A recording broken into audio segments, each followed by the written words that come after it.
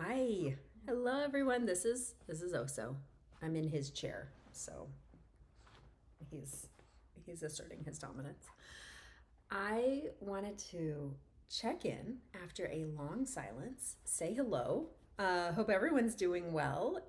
I haven't written a newsletter in so long. I haven't even made a reel in a long time. If anyone's following me on Instagram, I to say my content game is lacking is an understatement. But I wanted to give you a little bit of insight on what's been going on because it's not for lack of like remembering that I have a newsletter and that I like, um, sort of examining topics on how we find strength and how we get through these hard times. Actually, this weekend, I have an interview with a therapist, and we will be talking about EMDR, so that'll be coming up soon. I'm super excited about that conversation because she is also a therapist working in psychedelic therapy. And we're going to talk about the amazing ways that these two techniques actually can work on your brain. So that's going to be awesome. So it's not to say that I'm not um, still, doing things behind the scenes, but in terms of sitting down and writing, scoping out time for that, or small videos or whatever it is, that hasn't been happening. And there are a few reasons. I have the biggest one is that I realized I have just been under the boulder of a huge health situation that I think a lot of times when we're in the moment of things, like we're just getting through the day and we're just trying so hard. And it is sort of lost on us, like what's actually going on, because you're just focused on survival.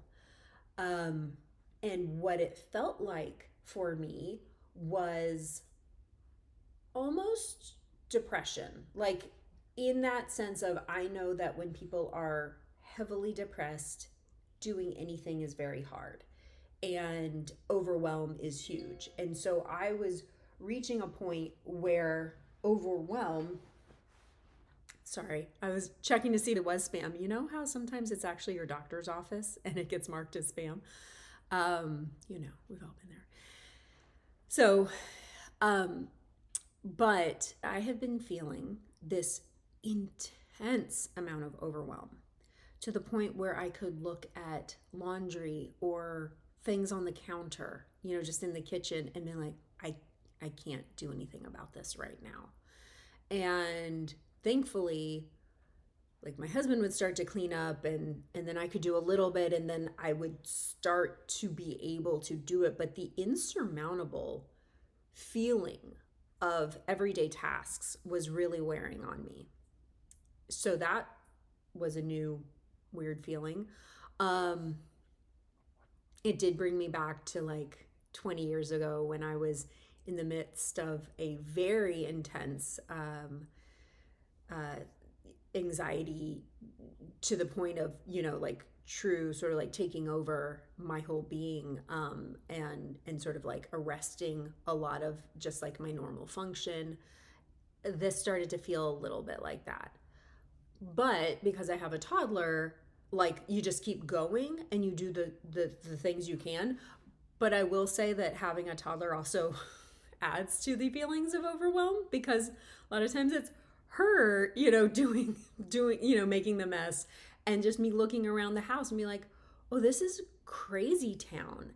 And I can't do anything about it because it feels so much. Everywhere I look, it feels like a lot. And I think my husband was observing this, but not actually knowing what was going on. I wasn't really vocalizing anything. I just sort of internally wanted to hide these feelings a lot, and hoping that they would just like move on, on their own. So, a few months ago, I had met with my doctor. This was probably the end of April. I met with my doctor because I could tell that my brain fog was getting bad. So I'm 46 years old, And I know that I am in a perimenopausal state. And so I was like, oh, okay, this is all perimenopause. Especially when I could tell like the brain fog of just like little, I could still think and do big tasks. I can work. I can get into deep work. I can focus. I have, like deep levels of contemplation that can happen. Like all that, thank God, still exists. But the quick things that, let's say when you're getting a toddler ready for daycare and you need to pack their meal, and then you need to think about what they need to eat for breakfast and what they have to wear and what else to do, when those multi-layer things that are very quick were happening. And I just realized like there are too many, it's juggling, you're juggling all those ideas. And at any moment in that situation it feels like you have like 10 balls in the air, and I was like, something at some point will drop that is important. And I need help because this is my daughter. She is young. And I can't, I can't, like, my favorite example is one day I looked in the drawer with pens, to write something. And I was like, oh, there's the tortillas. So that's, just like a little moment, no big deal, as we might say.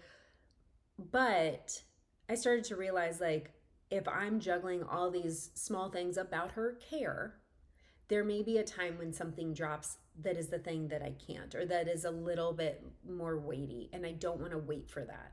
So I talked to my doctor, we did blood tests, and she was like, I think essentially what she said was like, your testosterone is like 0. Um, so, and that's what helps with brain fog. So she put me on testosterone. Spoiler alert, it's making me lose my hair. So we're going to also look and see if that, a few days ago, it was like, maybe I go off of it. And then just today, when I was the past few days actually sort of late taking it, but still taking it, I was in that zone where it wasn't just brain fog. It felt more like what we're seeing a lot of mentioned in conjunction with perimenopause, but that ADHD feeling, like where your brain is just like feral, where it's like a wide open horizon and we don't know what direction to go in. So, and I'm aware of this. It is you're in the moment and you're observing it. And then you have to start to pull out and say, okay, here I am. What can I do? And of course, I'm feeding myself like Lion's Mane gummies, like it's going out of business. And drinking the functional coffee and drinking tons of coffee and all of the things. But I do think the hormonal changes have helped a lot, or the hormonal supplements have helped a lot. So, in turn, to get back to the overwhelm part of the equation, so the testosterone was helping me at least think clearly, but they also prescribe progesterone where I only take it at a certain point in my cycle. So I was just sort of like put off picking it up because I'm like, well, whatever. Like progesterone, like I'm not trying to overdo a bunch of stuff, even though like I believe what my doctor said was like, you can't overdo progesterone. Like it doesn't hurt, it doesn't harm. Here's the other good things that it does, that why people supplement with it and take it at this time. So finally, like 2 months in, I got on it, and immediately, because you take it before bed, the next morning I woke up without that overwhelm. And it was then easy to see how much that had been affecting me, how pervasive that hormonal imbalance had been and what it was doing to my brain and my mind. And it felt amazing to come out of that, to suddenly be free from that thing that feels, akin to clinical depression, that,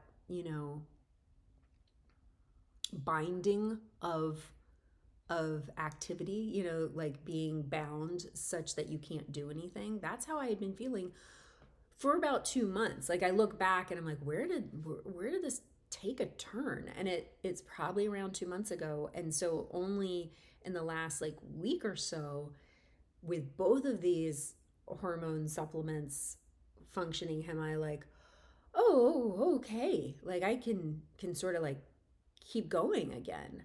But it has been so much. And so I've started to think like, wow, like I'm in the throes of perimenopause. Like that's hard. And like if you're on social media and you're a woman over 40, I'm sure you are being served plenty of content about this, or your friends are talking about it, or they're sharing on social media, or all of the above. And at least that's the world I live in.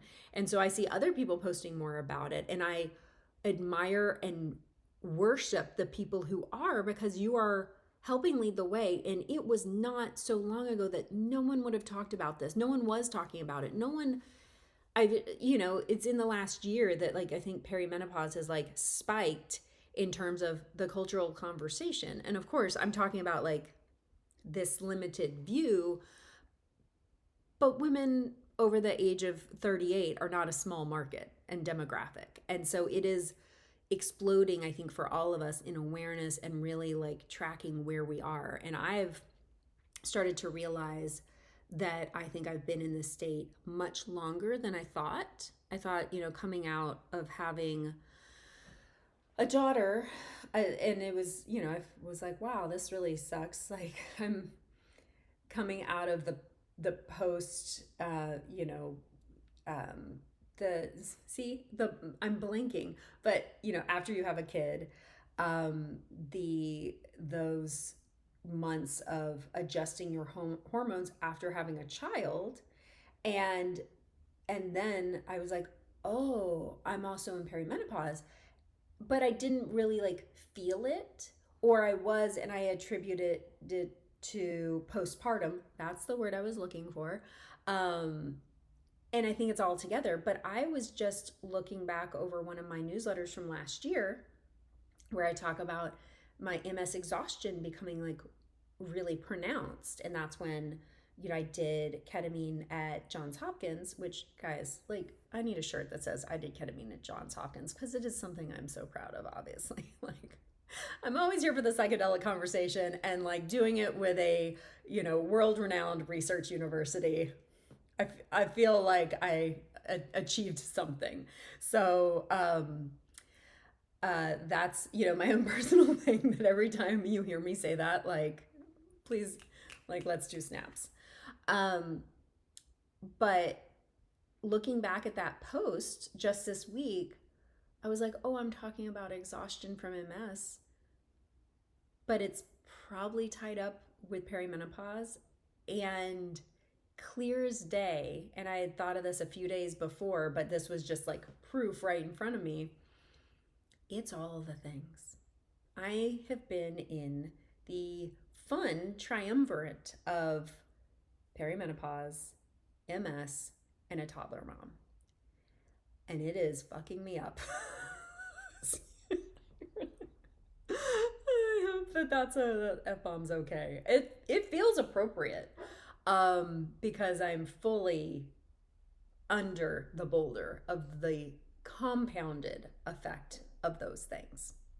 This is my note to everyone, that there may be so many things happening, and we might think it's one thing, or we have one chronic disease, or we have one time of life, or we have one difficult moment happening, but there may be so many other layers that really make it feel hard. And I think when we're in the moment, we're just putting one foot in front of the other, and we're trying to survive and trying to get through our days and trying to work and make money and take care of the people who rely on us. But we're not really seeing what's going on inside. And I do think we've got to look for help. In this case, I turned to my OBGYN's office, because I knew that this doctor was good with hormones and adjusting them. Previously, I worked with a functional health practitioner, a nurse practitioner, who, if you don't know, functional health looks more so at your underlying state of health, and not just like a disease.